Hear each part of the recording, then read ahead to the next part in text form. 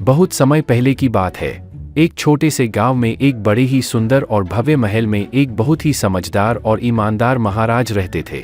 महाराज ने अपने प्रजा की सेवा बहुत प्यार और दिल से करते थे। एक दिन महाराज अपने महल के पुस्तकालय में गए। उन्होंने अपने मंत्री को बुलाया और उससे पूछा, ये इतनी पुरानी पुस्तक यहाँ कैसे आई और ये किसकी है?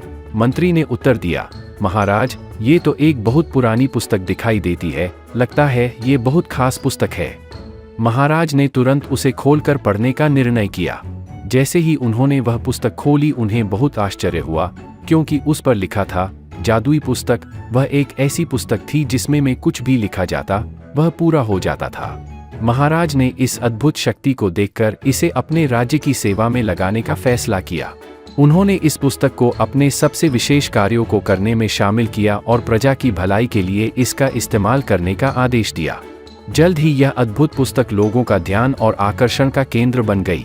एक दिन गांव के एक गरीब लड़के रामू ने महाराज से इस पुस्तक को देने की विनती की और महाराज को बताया कि वह पुस्तक उसके दादाजी की है, जिसे उन्होंने अपनी सिद्धियों से हासिल किया था।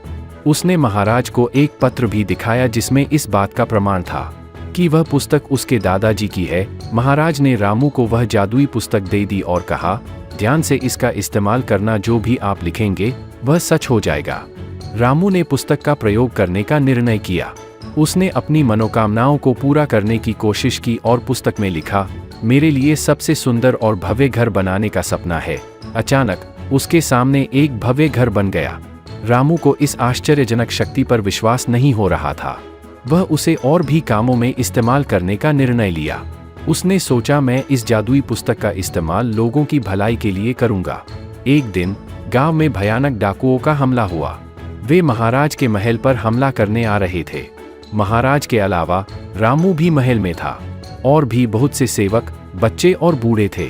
रामू ने भयानक हमले से बचाव के लिए तत्परता से पुस्तक में लिखा, हम सबकी सुरक्षा के लिए तत्परता से समस्या का हल निकालो, और पुस्तक ने तत्परता से हमले का समाधान कर दिया।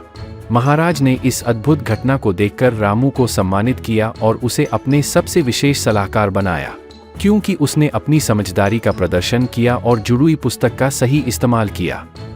रामू ने सबको सिखाया कि इस शक्ति का इस्तेमाल सिर्फ भलाई के लिए करना चाहिए और समस्याओं का समाधान करना ही सच्चे इंसान की पहचान है। इस तरह रामू ने जादुई पुस्तक की मदद से लोगों के जीवन में सकारात्मक परिवर्तन लाया और खुद भी महानायक बन गया। सहायता और साझेदारी का महत्व। रामू ने जादुई पुस्तक की शक्ति को पहचाना और इसे समाज के भले के लिए प्रयोग किया। हमें इससे यह सीख मिलती है कि हमें दूसरों की मदद करनी चाहिए और साथ मिलकर समस्याओं का समाधान करना चाहिए।